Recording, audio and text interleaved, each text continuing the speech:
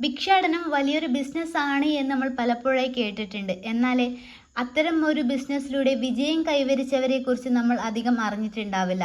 എന്നാൽ അങ്ങനെയൊരു വ്യക്തിയുണ്ട്. അതും ഒരു ഇന്ത്യക്കാരൻ എന്ന് പറയുന്നതാണ് അതിശയം. മുംബൈയിൽ താമസമാക്കിയ ഭരത് ജെയിൻ എന്ന പേരുള്ള ആ ഒരു ചെറുപ്പക്കാരൻ 13-ാം വയസ്സിൽ ഭിക്ഷാടനം ആരംഭിച്ചു.